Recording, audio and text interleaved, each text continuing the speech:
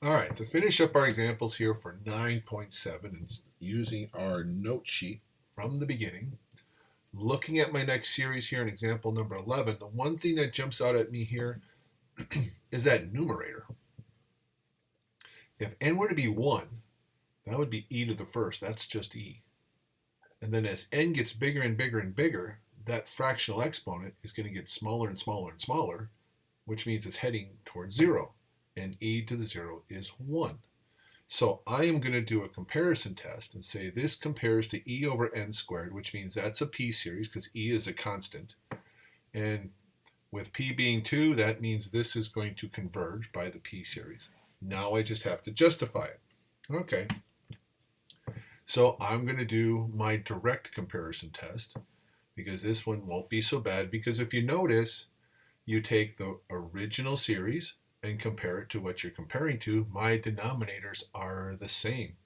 So if my denominators are the same, therefore you just have to compare the numerators. Well, as we said, when n is equal to 1, this is e. And e is less than or equal to e. And as n gets bigger and bigger and bigger, this is going to start approaching 0, which is approaching 1. And 1 will always be less than or equal to e. Okay, done. It converges. That's proof enough for me. Number 12. Negative 1 to the n, alternating series here. So if I take that negative 1 to the n off, then my original a sub n squared of n over n plus 5 looks like, yep, that's going to be positive for all my values for n. So we have to show that the limit's going to be equal to 0. So let's see, the top is technically n to the 1/2 power. The bottom is n to the first power, so top power is smaller than bottom power on the leading term, so therefore your horizontal asymptote is going to 0, so therefore your limit of that sequence function is going to 0. All right, then prove that it's decreasing. All right, the square root of n becomes the square root of n plus 1. The n becomes n plus 1 plus a 5, less than or equal to the square root of n over n plus 5. Now, you heard me say this before in all the other sections. When you deal with square roots, you probably should just do the first derivative test. Find the first derivative. See if it's going to be less than or equal to 0 for all the values that we're looking for. N is greater than or equal to 1 because it's going to be easier. So if you didn't believe me before, here's what you would have to do if you tried to cross multiply. That n plus 5 binomial has to be multiplied to the square root of n plus 1. The n plus 6 binomial from the denominator of the first fraction has to be multiplied to the square root of n. Very difficult to look at this and start saying, okay, let's see. Yeah, n plus 6 is bigger than n plus 5, but the square root of n plus 1 will be bigger than the square root of n. Now, if I could have showed that this factor and this factor are both bigger than these two corresponding factors, then yes, it's going to be greater than, but it's not. Okay, so what do I do from here? Well, if you're going to try this, you got to take this n plus 5 and put it back inside the square root, which means you got to square it going to the inside. So you got to do n plus 5 squared, FOIL it, take it to the inside, and FOIL it with n plus 1, and you get this big, long, ugly polynomial to the third degree. Over here, you're going to take n plus 6, square it. You'll get n squared plus 12n plus 36. Take all that, multiply it to the n on the inside. Now everybody's inside the square root. And now we can start comparing. All right, let's see what's going to happen. Well, if we kind of work at this and say, well, since they're both square roots, we just have to show that the inside of this is going to be smaller than what we have over here. Okay, so imagine squaring both sides, the radicals are gone. Subtract the n cubes, gone. Subtract over the 11 n squared, I have 1 n squared. Subtract over the 35n, I have plus 1n. Subtract over the 25.